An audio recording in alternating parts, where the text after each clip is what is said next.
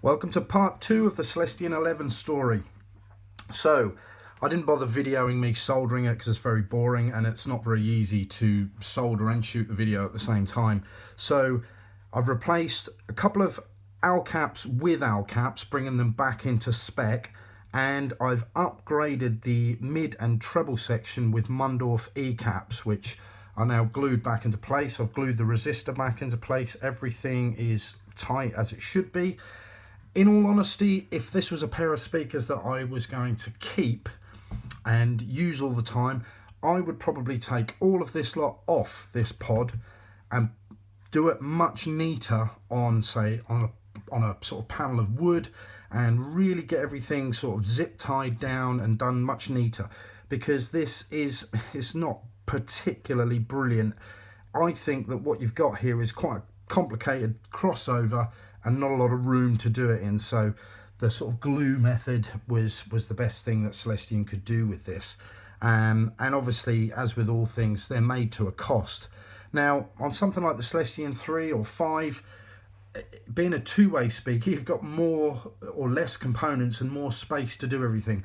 And this, in my opinion, is not the neatest of crossovers, in my honest opinion. A lot of things are really close and it's not particularly easy to work on. But this part of it is done. I'm happy with that. I'm going to put this back together and then A/B comparison this in the cabinet with the completely standard one. I'll see you in a minute. Okay, so we're going to drop the whole pod crossover network back into the cabinet and do everything back up tight. To remove the drivers, wire them up and replace the drivers and torque all the screws down again. And we're just going to see if this has brought them back to how they should sound. I'm not really expecting them to sound better than the original ones. That's quite a bold statement. I often find that when people say those sound better than the original, this is an entire design team made this speaker. If one guy in his shed thinks he can do a better job, then he should be building speakers professionally. But what my aim is to try and bring them back to spec, so somebody else, once I've moved these on, can enjoy a pair of Celestion 11s as they should sound. Like I said in the other video, if I was going to keep these, I would probably really go to town on removing the crossover and putting it maybe on a PCB or on a block of wood. I'd probably do something about dampening the cabinet. I might remove this cardboard port and replace that with a plastic one. There's loads of different things you could potentially do, but I don't want to make these my speakers. I don't want to tune them the way I want them. I want to try and bring them back to spec. So we'll carry on putting this back together and then we'll have a listen. This one is the one with the new crossover arrangement in it. This one is as is.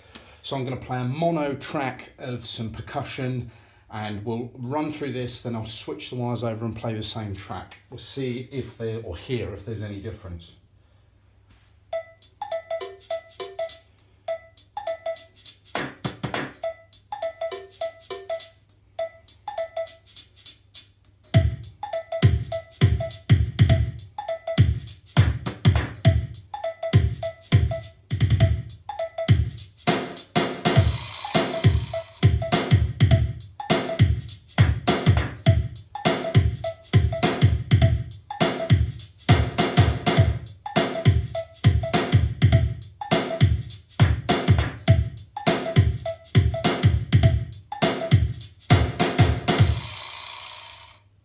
Okay, I'll pause the video while I switch the wires around and we'll see how this one sounds. Okay, switch the wires over, rewound the track. This one is now the one with the new crossover.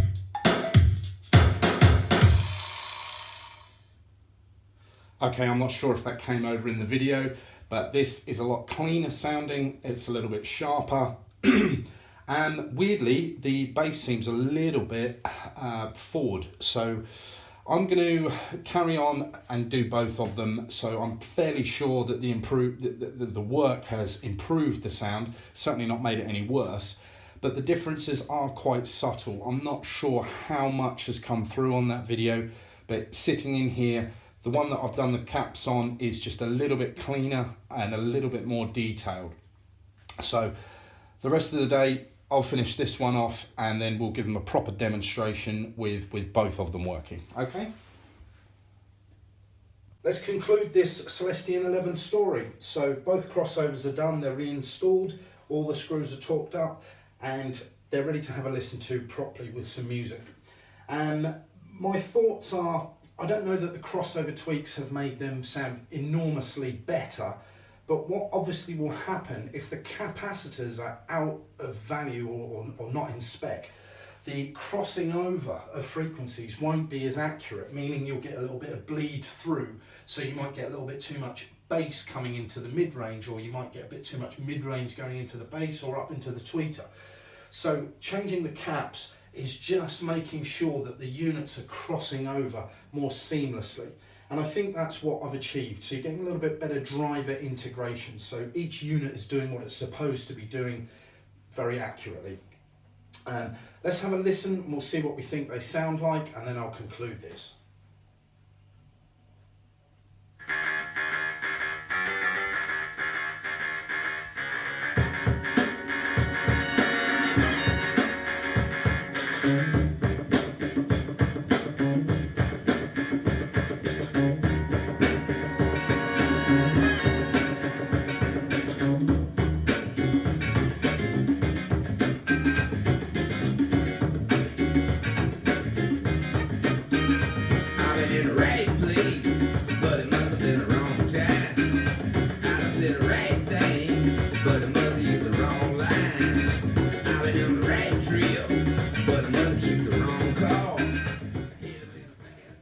Now, I purposefully used that song because it was the song I used to show them or play them when I first got them home.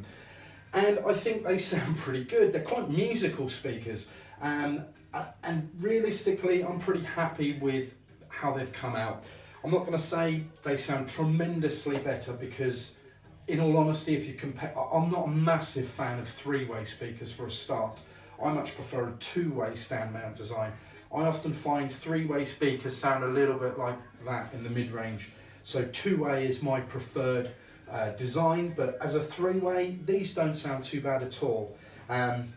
So really, that's the story done on these. I'm going to let these go. I'm going to sell them on, and if anybody, I think somebody will now enjoy a pair of 11s how they should sound. All the capacitors. So the Ecaps were £13.54 and the Alcaps were £11.30. So it's about £25 worth of work done there. These were originally advertised for £150. I knocked the guy down to £130. So I'm going to sell these for £150 just to get my money back. Because it's not about making money, it's the fun of doing it. I quite enjoy doing that, bringing them back to where they should be, rather than trying to massively modify them in some way. That will make them, very personal to the person who's done it, and make them quite unsellable in my opinion, because if the next person doesn't like the voicing of the person who modified them, then no one's going to enjoy those. As where these, I think, are back to the voicing of how Celestion originally intended them to. So once I've got a little bit more rubber treatment, I've used all of my supply on a pair of Ditton 662s I repaired the other day. I'll just put some rubber treatment on the surrounds, give the baffles a bit of a clean because they're a little bit dusty, give the cabinets a bit of a polish, and then I'll let them go. On the subject of letting speakers go, if anybody saw my DL4 review the other day, sometimes on my Dittonworks Facebook page I do a little competition and I give a pair of speakers away. So those DL4s will appear on my Dittonworks Facebook page at some point, and I'll do a little competition. Whoever gives me the best answer as to why they deserve those speakers, perhaps their son or daughter is now getting into hi-fi and wants, you know, a really good entry-level pair of speakers that won't cost the earth, well, these would be for you because I will give them away. I won't be able to post them, so they would be collection only, so bear in mind if you live in Aberdeen, that's a long trek for a pair of speakers. These, however, because they did cost me to buy and they've cost me a little bit to bring them up to spec, I will just sell those on for what they owe me, which is $150, which I think would be a bargain for a pair of really good condition Celestion 11s. So look out for those, and I'll catch you guys later on. Take care, bye bye.